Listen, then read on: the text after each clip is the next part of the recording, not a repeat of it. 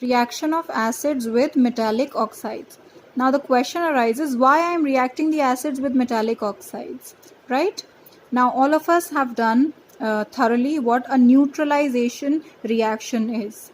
A neutralization reaction is a reaction in which acids and bases, they react with each other to form salts, right? So in that reaction of neutralization, what we have seen is, in the reaction of neutralization,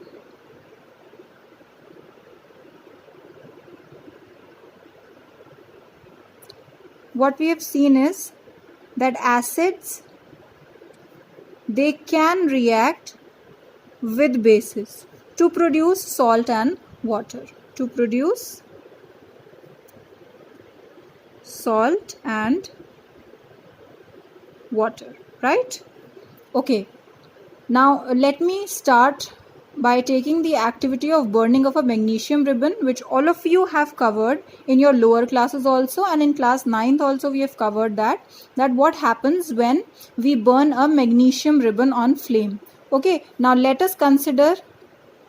me consider this as my magnesium ribbon, and I am heating it on flame. What happens? It starts burning, the magnesium ribbon starts burning, and some ash is formed, some white colored ash is formed. This white colored ash is nothing but the compound magnesium oxide. We all know that, right? Whenever you burn a magnesium ribbon, some white colored ash is formed, and that ash is a white colored compound called as magnesium oxide, right? Okay, now when we test the pH of magnesium oxide using litmus paper, what we see is that it turns red litmus blue. What we see is that magnesium oxide turns red litmus blue. That means what? What kind of substances they turn red litmus to blue color?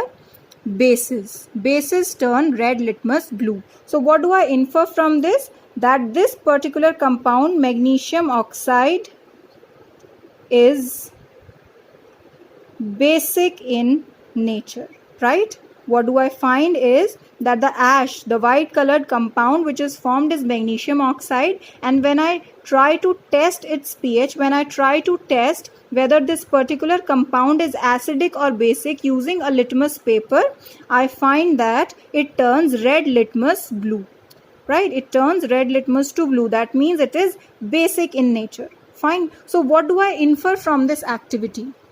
By checking whether this compound is acidic or basic, what do I infer from this activity? That the oxide of a metal, you know that magnesium is a metal, right? Magnesium is a metal. If I write oxygen along with Mg, it becomes the oxide of metal, right? And what we have seen is that oxides of metal, they are basic in nature. So what do we conclude from here? We conclude that oxides of metal, or what we can call as metallic oxides, they are basic in nature, right? What we have seen is that metallic oxides are basic in nature. So what we have seen is that metallic oxides are basic in nature. Similarly, if I talk about non-metallic oxides, then non-metallic oxides, they are acidic in nature. So what we have concluded from here is that metallic oxides are basic, while non-metallic oxides, they are acidic in nature. Now when metallic oxides, they are basic, when I say that MgO is a base, that means it will be able to react with an acid, right? अगर MgO एक base है तो वो acid के साथ react कर जाएगा, and we know that when an acid and a base they react with each other, they produce nothing but salt and water. This is what we have seen in a neutralization reaction, that acids and bases, they combine together to give salt and water. Fine. So how will I form the salt? You know, using the same method. So my salt will be magnesium chloride. You know why the formula of magnesium chloride is MgCl2, that is by crisscross method, and the other compound always is water. Fine. So when an acid and a metallic oxide, which is actually a base, they react with each other, they produce salt and water, right? So this is how the reaction of metallic oxides with acid takes place. Let me just balance this equation. I can see that on the left hand side I have one chlorine atom, while on the right hand side I have two chlorine atoms. So let me put a 2 here. Now you can see that the equation is balanced. I am taking one more example of copper.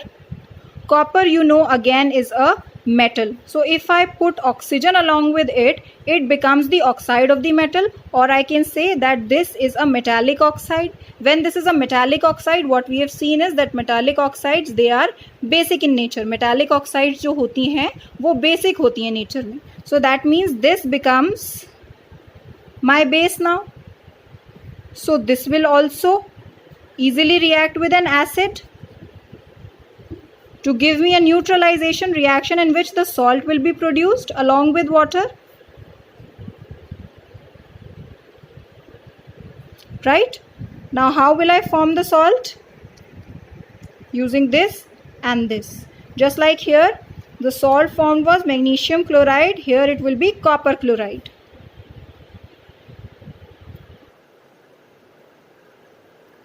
Copper chloride, CuCl2.